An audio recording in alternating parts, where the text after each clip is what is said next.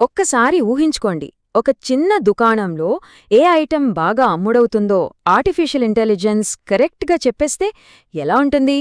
అద్భుతంగా ఉంటుంది కదా. సరిగ్గా ఇదే విషయం గురించి ఈరోజు మనం మాట్లాడుకోబోతున్నాం. పదండి, మొదలుపెడదాం.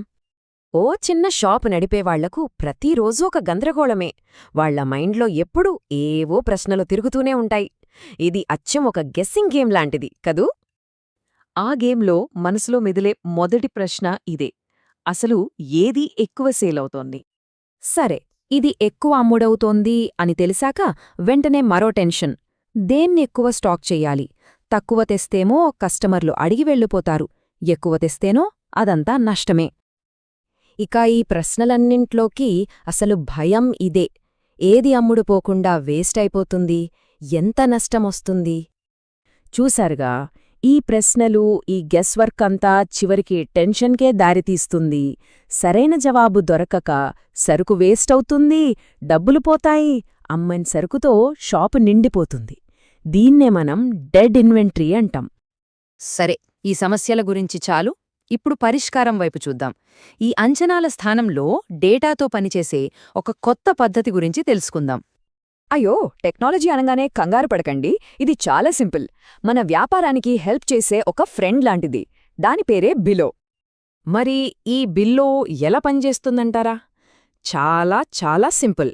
మనం చేయాల్సిందల్లా ఆ రోజు ఎంత అమ్మామో, ఎంత మిగిలిపోయిందో, ఏవైనా రిపీట్ ఆర్డర్లొచ్చాయో అలా కొన్ని వివరాలిస్తే చాలు. మిగతాదంతా అదే చూసుకుంటుంది.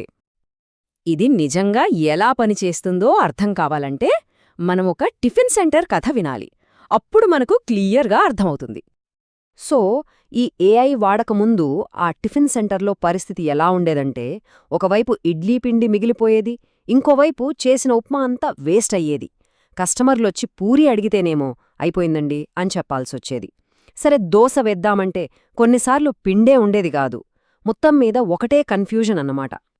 కాని వాళ్లు బిల్లో వాడటం మొదలుపెట్టాక కేవలం 7 రోజుల్లో సీన్ మొత్తం మారిపోయింది.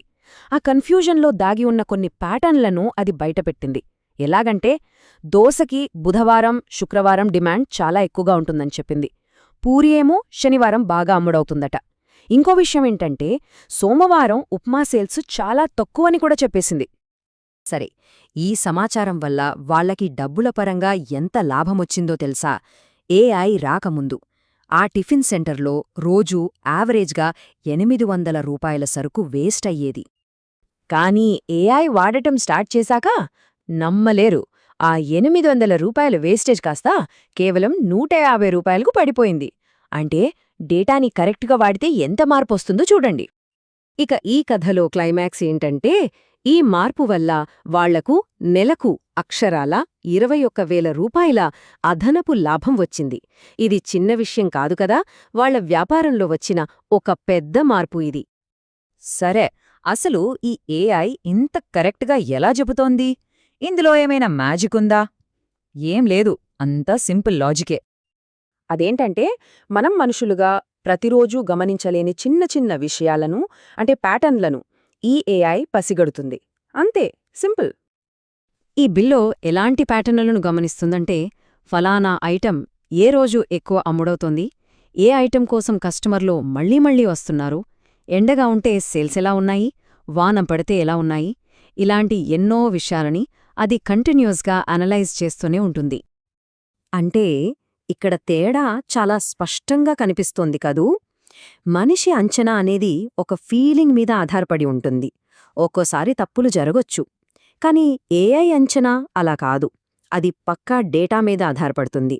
అందుకే అది అంత కరెక్ట్గా ఉంటుంది. దాన్ని మనం ఆచరణలో పెట్టొచ్చు. సో, ఇకపై మన బిజినెస్ గెస్ వర్క్తో కాదు, డేటాతో నడవాలి. ఇలా చేయడం వల్ల చాలా లాభాలున్నాయి. ముఖ్యంగా చెప్పుకోవాలంటే, 1 వేస్టేజ్ తగ్గుతుంది, 2 ఏది బాగా అమ్ముడవుతుందో తెలిసి లాభం పెరుగుతుంది, 3 షాప్లో స్పేస్ సరిగ్గా వాడుకోవచ్చు, 4 కరెక్ట్ టైంకి కరెక్ట్ స్టాక్ అందుబాటులో ఉంటుంది, 5 పండగలప్పుడు వీకెండ్స్లో డిమాండ్ ఎలా ఉంటుందో ముందే అంచనా వేయచ్చు. ఇవన్నీ ఒకెత్తైతే, అన్నింటికన్నా ముఖ్యమైనది 6ది టెన్షన్ తగ్గి మనశ్శాంతిగా ఉండొచ్చు. చాలామంది ఏమంటారంటే, బిజినెస్ అంటే అంతా ఎక్స్పీరియన్స్ మీదే నడుస్తుంది అని. అవును, అది నిజమే, కాదనలేం. కానీ ఒక్కసారి ఆలోచించండి, ఆ ఎక్స్పీరియన్స్కి ఈ ఏఐ కూడా తోడైతే ఆ గ్రోత్ని ఇంకెవ్వరైనా ఆపగలరా? అస్సలు ఆపలేరు. సో ఒక విషయం గుర్తుపెట్టుకోండి, ఫ్యూచర్ బిజినెస్ అంటే డేటా ప్లస్ డిసిప్లిన్. ఈ ఒక్క మాటతో ఈరోజు విశ్లేషణను ముగిద్దాం.